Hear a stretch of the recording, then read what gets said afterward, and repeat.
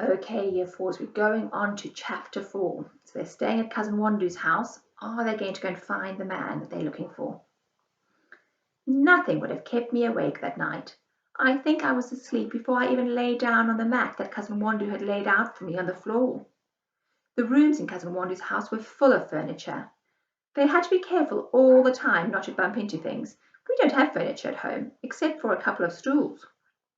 A squeaking noise and a metal clang woke me up at last. I felt a shock of fright when I opened my eyes. The light was so bright. It poured into the strange room through the glass windows. I sat up. Grandfather's bed was empty. The clanging noise must have come from when he'd opened the metal door to go out.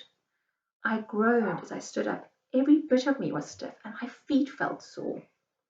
Cousin Wandu and Grandfather were sitting at the table, and Grandfather was drinking a glass of tea. The little girl we'd seen the night before was staring at him with her mouth hanging open. She was wearing a pink dress made of frills that stuck out all around her. I wish Conjit could have seen it. Her eyes would have popped right out of her head. Grandfather cleared his throat, and the little girl jumped back with fright. "Say good morning to Uncle," Cousin Wandu said in a jolly voice, pushing her forward. She wasn't having any of it. She scuttled off into the room with a big bed in it and slammed the door shut behind her. "She keeps us all in order," said Cousin Wandu with a soft smile. I looked at Grandfather. I knew he wouldn't approve of that. It was never too early in his view to train children to be respectful. I thought he'd be frowning, but I could see that he'd hardly noticed the little girl. He just looked ill. There was a grey tinge to his skin, and his eyes seemed to have sunk deeper into his head. Cousin Wandu had noticed too. "You should rest, Uncle," he said. "Have a quiet day. Leave your business till tomorrow." Grandfather shook his head, as I knew he would. "No need to fuss," he growled. "Nothing wrong with me." He felt under his shawl, and he pulled out a crumpled paper, folded small. "Look at this, Wandu. Happiness pastry. How'd I find it?" Cousin Wandu gave a sort of a twitch. He bit his lip and shot a sideways look at Cousin Meseret. She just shrugged and stared at him blankly. "You want to eat some pastries, Uncle?" he said at last, turning back to us. "But there's no need to run around town. Meseret can go and buy some for you." He pushed the plate of rolls towards Grandfather. "Please have some breakfast. You too, Solomon. Look, there's honey. It's very good, the best." His voice was soothing, as if he was talking to a child. I hated that, but Grandfather just waved his hand. He could have been swatting a fly. "If you don't know where it is, Wandu," he said, "I'll find someone who does."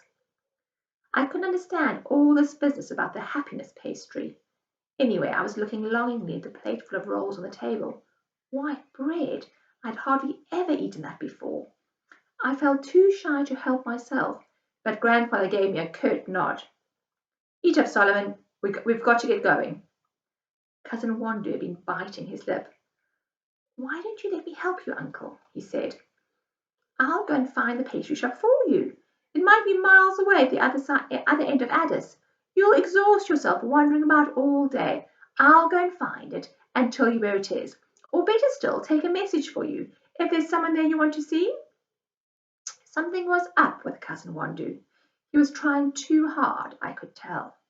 I knew the look on his face. Marcus looked like that when he was telling his dad that we were going to do our homework together under the tree in the school compound, when really we were going to just kick an old ball around. He doesn't care about Grandfather getting tired, I thought. He doesn't want us to find this pastry place. But why not? I wanted to give Grandfather a warning nudge, but I didn't have to. He wasn't a sharp city person like Cousin Wandu, but he wasn't an easy one to fool either, as I knew all too well. "Very good of you, my boy," he said, nodding as if he was pleased. "But you'll be wanting to get off to work, I expect. We look forward to seeing you later. Come along, Solomon, or you're going to get or are you planning to sit there stuffing your face all day?" Cousin Wandu looked desperately at Cousin Meseret, and she said, "But it'll be awful out in town today. The Olympic athletes are landing at the airport this morning, and the streets will be packed. There's going to be a procession of triumph through the whole city. You'll never be able to get there anyway." Cousin Wandu leapt on this. She's right. Honestly, Uncle, we'll be worried about you if you go out today. I could have told him to save his breath. Nothing stops Grandfather doing what he wants to do. And for once I was glad of it. A procession of triumph. I might get to see it, to see them. And if I did, everyone in Kidami would just about die of envy. We were out in the streets soon after that. Cousin Wandoo was still protesting even as we went out through the door, but Grandfather just ignored him. My feet were still sore from the day before, and my legs ached too, but I forgot about them as soon as we were out of Cousin Wandoo's side street and onto the main road. I was busy looking around at everything, at the cars and the buildings and the people. I was confused by all the noises too, the blaring horns, the rumbling trucks, the shouting people. Cousin Wandoo had been right. The streets were much more crowded than they had been the day before. Everyone was waiting for the procession to come past. Suddenly I realized I'd lost Grandfather. For a moment I was too frozen with fright to move, and then the gang of schoolgirls in front of me parted while I caught sight of his grey head walking along in his calm, unhurried way. I ran to catch up with him, and I felt a babyish urge to hold on to his hand, but of course I didn't. "Where are we going, Grandfather?" I asked. "How are we going to find this place?" He didn't like questions, so I might have saved myself the bother of asking, because I knew all the time that he wouldn't answer. Instead, he headed over towards a little shop, not one of the smart ones with a big glass window, but a little one that looked as if it had wandered into the city from the country, just like us. An old man was sitting on the bench outside it, enjoying the warmth of the morning sun. Grandfather went up to him and coughed politely to attract his attention. The old man looked up. It took a long time, of course. It always does when old men get together. All the greetings and the introductions and the explanations, they never seem to stop. When Grandfather sat down on the bench beside the old man and they got started on the state of the roads in Addis Ababa, I thought we'd be there all day. Grandfather got to his point at last. "The happiness pastry?" the old man said, holding Grandfather's crumpled bit of paper close to his eyes.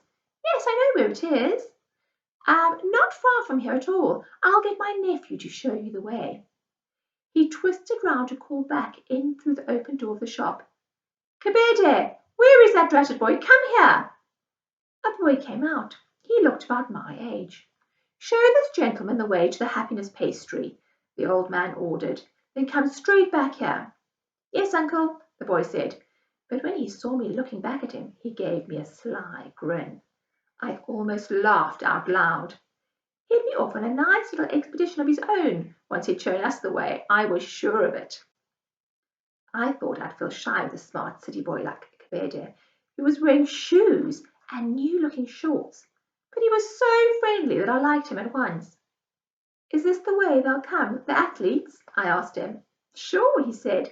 "What do you think everyone's waiting for?" I still couldn't believe that I was actually going to see them. Duratu Tulu and Haile Gebrselassie had been my heroes ever since I could remember. They seemed supernatural to me, not like real people at all. I'd never imagined, not in my wildest dreams, that I might actually ever see them in real life.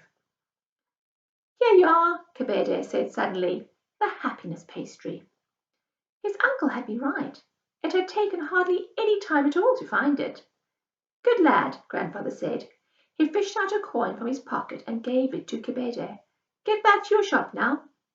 With a polite thank you and a wink at me, Kebede had gone. I looked above the door of the pastry shop. A large sign said "Happiness."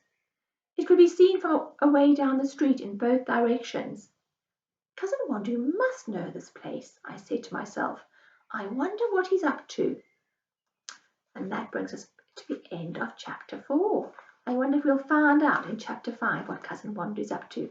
I will see you tomorrow. Bye, you fours.